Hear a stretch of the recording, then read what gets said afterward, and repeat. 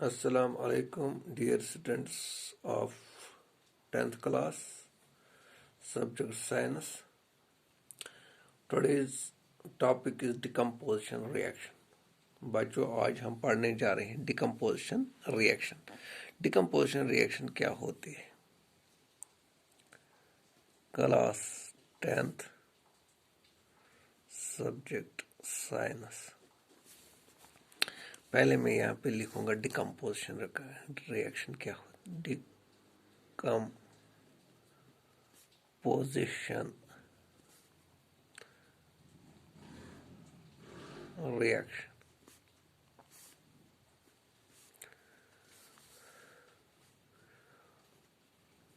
These reactions use the energy in the form of heat for decomposition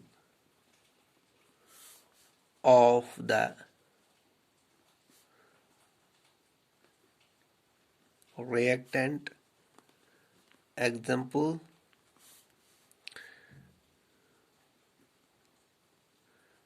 calcium carbonate on heating decomposes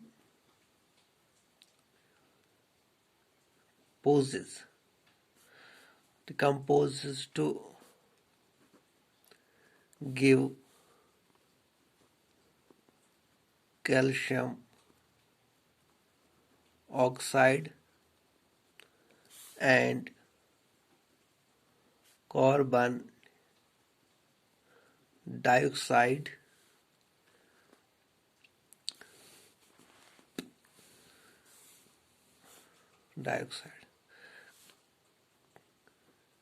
Calcium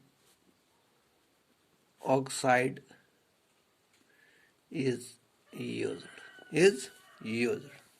तो यहाँ पे मैं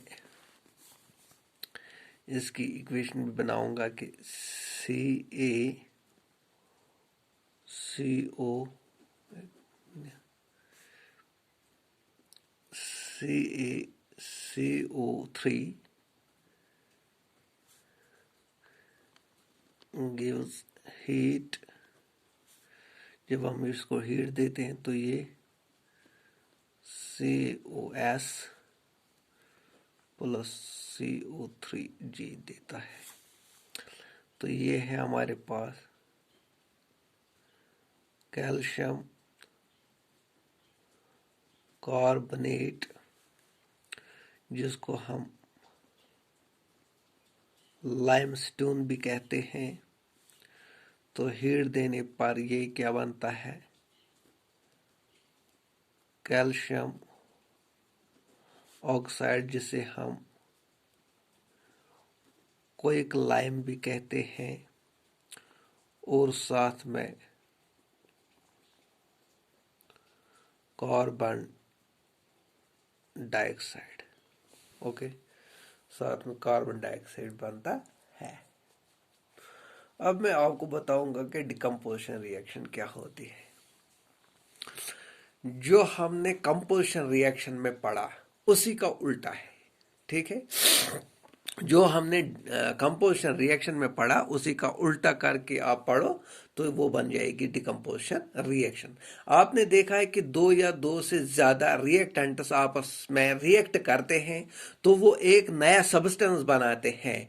इसको हम कंपोजिशन रिएक्शन कहते हैं। और यहाँ क्या होता है कि यहाँ आप इसी का उल्टा करो, यानी कि यहाँ पे ऑलरेडी एक सबस्टेंस होता है और इसी सबस्टेंस को आपने तोड़ना है।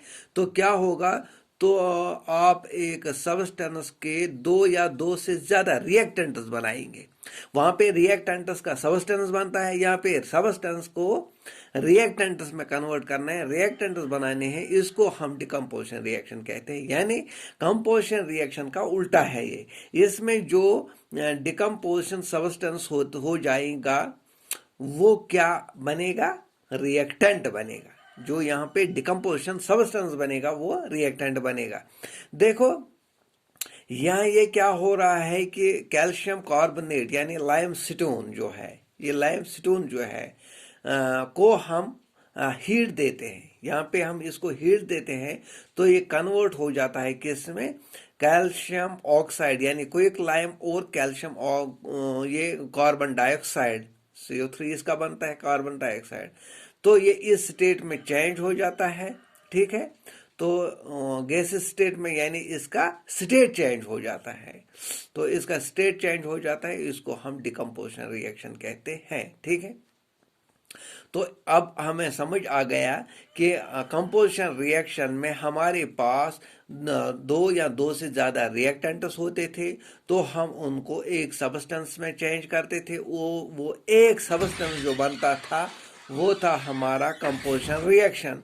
लेकिन यहाँ पे क्या होता है, यहाँ पे इसका उल्टा होता है कि यहाँ पे हमारे पास एक कंपोजिशन, एक रिएक्शन, एक सब्सटेंस है, ऑलरेडी एक सब्सटेंस है, उसको हम हीट देते हैं तो उसके अलग दो सब्सटेंस बनते हैं, यानी दो रिएक्टेंट्स बनते हैं।